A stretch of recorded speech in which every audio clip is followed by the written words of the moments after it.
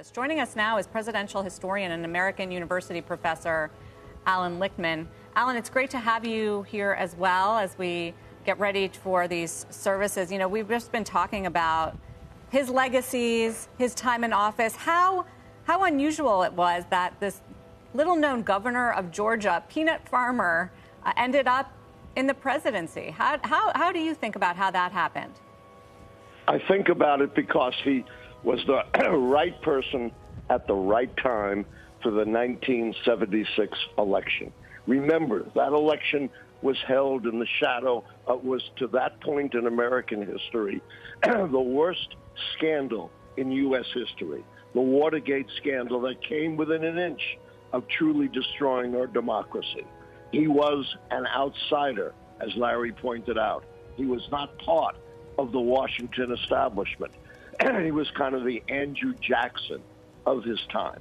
And, you know, we hear a lot about evangelicals today who voted overwhelmingly for Donald Trump.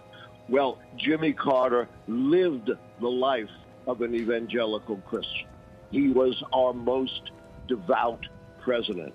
He taught Sunday school throughout his life, and the values he shared with his Sunday school students were the values that he lived by as president and former president, caring for others, believing that you are a role model and have to live an exemplary moral life, a concern for all of humanity. You know, we're going to hear a lot of lip service about Jimmy Carter and the values that he lived by.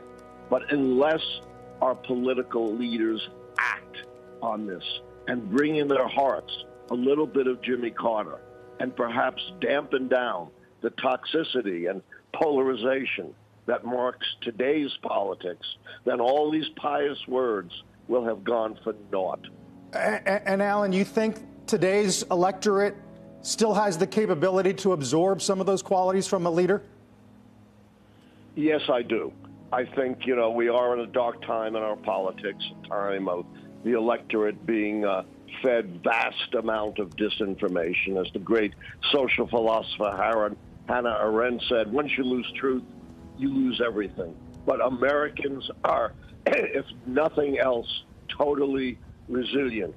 And I always hold out the hope at age 77 that things can still change for the better.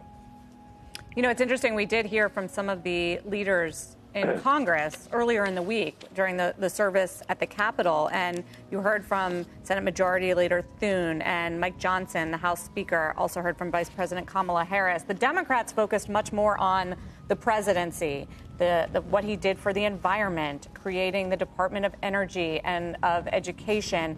The Republicans did talk about his values and his faith. And I do think it is this rare moment, as we've been saying, where everybody's paying tribute. Even, you know, President-elect Trump, who had criticized President Carter many times on the campaign trail, gave a warm tribute and is expected to be there today. Well, it's meaningless unless Trump acts on it. And so far, he's done the opposite of Jimmy Carter. You know, he promised in his second term he'd bring America together. His first test, and I'm living it right here in Los Angeles, were the Los Angeles fires.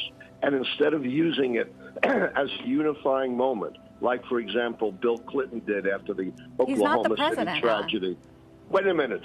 He's the president-elect. He has the voice of the people. And what did he do? He politicized it. He criticized and blamed Governor Newsom for this tragedy falsely, claiming he failed to sign some water declaration, which didn't even exist. It's one thing to talk the talk, but unless you walk the walk, it's meaningless. And so far, Donald Trump has failed his first Jimmy Carter test, and it's very sad.